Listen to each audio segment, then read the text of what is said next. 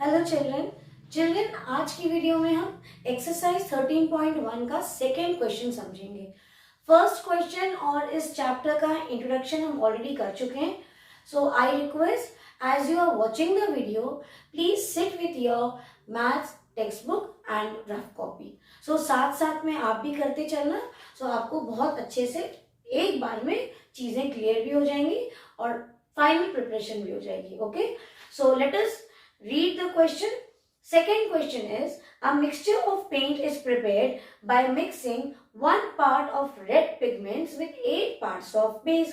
In the following table, find the parts of base that are needed to be added. So, let us understand first, beta ki, what is the question? ये table दिया है, इस table को complete करना है। Complete कर लेंगे, पर कैसे कंप्लीट करना है? ये चैप्टर है डायरेक्ट एंड इनवर्स प्रोपोर्शंस। अभी तो 13.1 है, हमें बहुत अच्छे से पता है कि 13.1 में डायरेक्ट प्रोपोर्शन का फॉर्मूला लगेगा। बट ऐसे करना ठीक है क्या? एग्जाम में तो ऐसे नहीं आएगा कि ये डायरेक्ट का है, ये इनवर्स का है। So let us understand the question. हम क्वेश्चन को हर बार समझेंगे कि ये डायरेक्ट प्रोपोर्शन का क्वेश्चन क्यों है। अब इस क्वेश्चन में क्या बोल रहे हैं? इस क्वेश्चन में बोल रहे हैं कि पेंट है, कौन सा पेंट लिया है? एक रेड कलर का रेड पिगमेंट पेंट है। अगर वो रेड पिगमेंट ये पेंट का एक पार्ट लेते हैं तो इसके साथ में कोई थिनर या बेस ऐड करते हैं। घर पे भी होती है ना पेंटिंग, कई बार पेंटर्स बोलते हैं ये कलर लाओ, वो कलर लाओ, साथ में वो लोग देखना कुछ और थिनर उसको पतला करने के लिए कुछ बेस ऐड करते हैं। मे बी ये वैसा ही कुछ क्वेश्चन है। सो रेड पिगमेंट के साथ में जब 1 पार्ट ऑफ रेड पिगमेंट वो लेते हैं, हर बार उसके साथ वो 8 पार्ट्स ऑफ मतलब अगर वो 8 ढक्कन रेड पिगमेंट लिए सो 8 ढक्कन क्या डालेंगे? Base colour. सो वो क्योंकि पता नहीं है वो क्या है, बस पार्ट्स है, वो जो भी पार्ट हो, तो 1 पार्ट ऑफ रेड पिगमेंट होगा तो 8 पार्ट ऑफ बेस कलर उसमें ऐड होगा। ठीक, अब समझते हैं कि मान लो कि रेड पिगमेंट वो 2 पार्ट्स ऐड करेंगे। जब वो रेड पिगमेंट 2 पार्ट्स ऐड करेंगे तो बेस भी तो बेटा 2 बार ऐड होगा। यस, तो देखो क्या होगा, जब रेड पिगमेंट की वैल्यू 1 से 2 क्या हो रही है? इंक्रीज हो रही है। सो बेस का जो पार्ट है वो भी क्या हो रहा है? इंक्रीज हो रहा है। सो डायरेक्ट प्रोपोर्शन का केस तभी होता है जब दोनों क्वांटिटीज साथ में बढ़ते हैं या साथ में कम होते हैं। जब ये बढ़ रहे हैं तो दोनों बढ़ रहा है। एक एग्जांपल ले लेते हैं कंफ्यूजन खत्म करने के लिए कि अगर कम में कैसा होगा। एक रेड पार्ट में 8 पार्ट्स बेस हुआ। अगर हमने बोला कि हमको सिर्फ हाफ रेड पार्ट चाहिए, हमें सिर्फ आधा चाहिए, तो ये भी तो बेटा आधा हो जाएगा ना। कितना हुआ? ये कितना हुआ? जब ये कम हो रहा है तो साथ में ये भी कम हो रहा है। That means it is clearly a case of direct proportion. Now, how to solve it? What is the formula for direct proportion? I have told you in the last video. याद रखना जब भी डायरेक्ट का case आता है सो आप याद रखना x अपॉन y, मतलब ये जो भी होगा x1 y1 is equals to x2 y2। ठीक, जब इनवर्स का केस आता है सो हम इसको लिखते हैं xy। टेबल भी ऐसा ही बनाते हैं। ओके, तो चलिए अब ये तो समझ में आ गया, it's a case of direct proportion. So formula क्या है? x1 upon y1 is equals to x2 upon y2। So यहाँ पे क्या है? रेड को मैं मान रही हूँ x, बेस को हम मान रहे हैं y। आप ये पेंसिल से यहाँ पे लिख लिया करो, स्मॉल स्मॉल छोटा लिख लो। तो ये क्या हो गया? ये x है, तो ये वाला क्या हो जाएगा? x1। ये क्या हुआ? x2। ये क्या हुआ? x3। ये x4 और ये वाला x5। Similarly, what will this become? This will become y1. This is our y2. ये हमारा y3 assume किया, इसको y4 और इसको y5। अब x1 की वैल्यू देखो, क्या है x1 की? 1 upon 8 is equals to x2 upon y2 क्या हो गया? 4। ये तो अननोन है, इसे तो फाइंड करना है, इसको हमने अज्यूम कर लिया y2। ठीक है, सो ये देखो चला गया, y2 ऊपर 1 इंटू y2 और ये नीचे वाला ऊपर गया 4 into 8, so 1 into y2 is equals to 32। So y2 की वैल्यू क्या आ गई बेटा 32। सो हमने यहाँ पे y2 की वैल्यू लिख दी 32। ठीक, ऐसे ही हमको अगला भी निकालना है। सो अगला कैसे निकालेंगे, सेम ले लो x1 अपॉन y1, या आप इसके साथ में भी ले सकते हो x2 upon y2 is equals to x3 upon y3 से भी डायरेक्ट इसको कंपेयर कर सकते हो। अभी हम x1 अपॉन y1 भी लेंगे तो भी गलत नहीं है। ये टेबल कंप्लीट हो गया, ये बचा है, तो ये x की कौन सी वाली पार्ट है, थर्ड वाला x3 upon y3। x1 y1 क्या है 1/8, x3 क्या है 7, y3 क्या है हमको पता नहीं, इसी की वैल्यू निकालनी है, तो इसको हम y3 ही रहने देंगे। क्रॉस मल्टीप्लीकेशन, ये वाला जाएगा उस तरफ, सो 7 इंटू 8, नीचे वाला जाएगा इस तरफ ऊपर 1 इंटू y3, सो आ गया ना, what is this y3 is equals to 56। So इसकी वैल्यू भी मिल गई 56।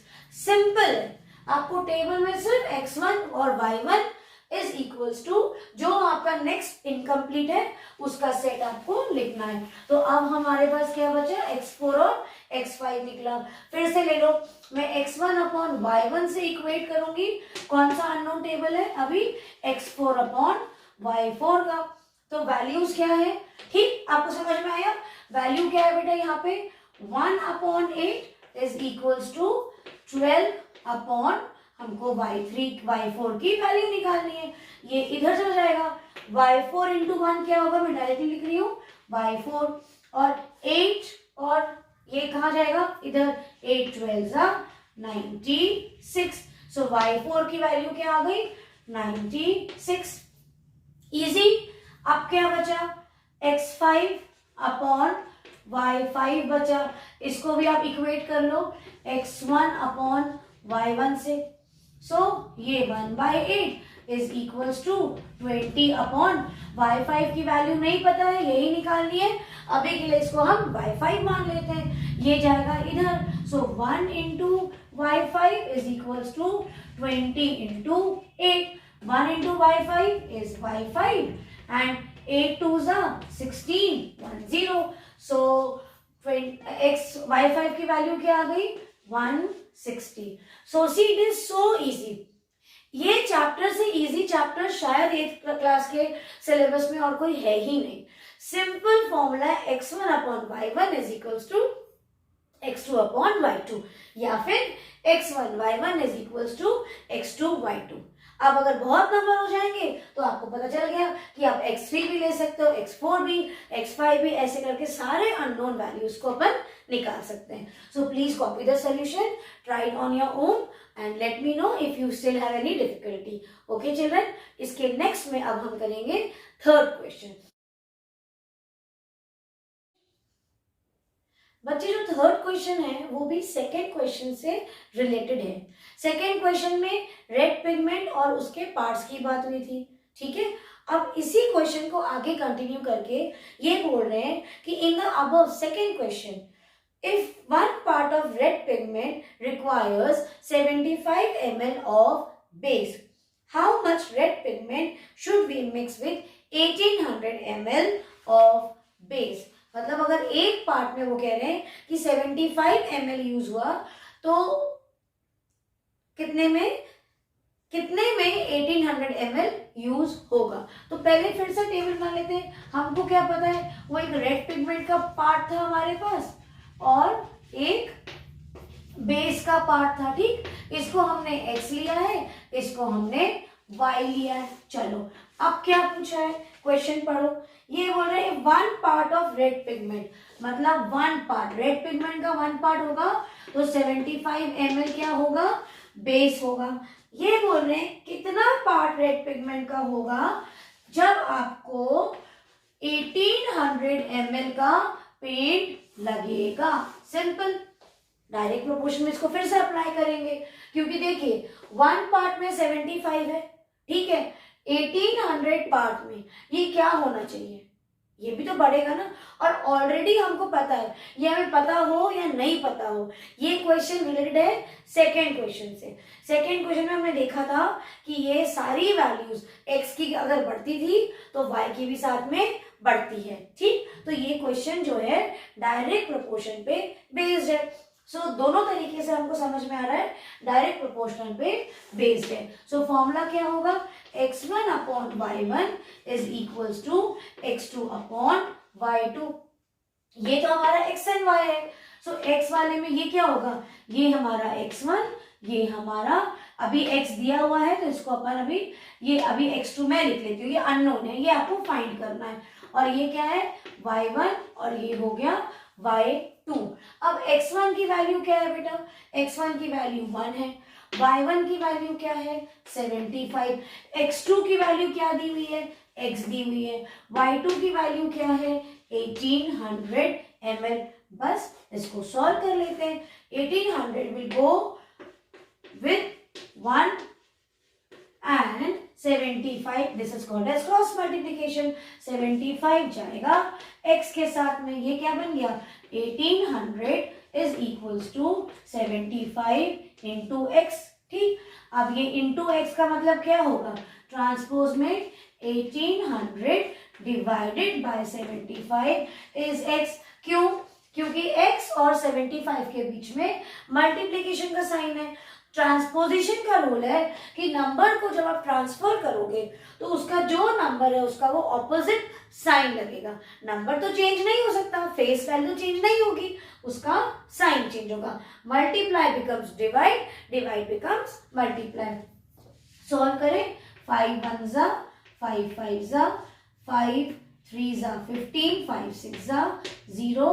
देखो ये जाएगा 3 से 5 से जाएगा 5 3 जा 5 7 जा 35 5 2 जा। अब ये जाएगा 3 से 3 1 जा 3 2 जा एंड 3 4 जा। सो x की वैल्यू क्या आ गई 24, ठीक।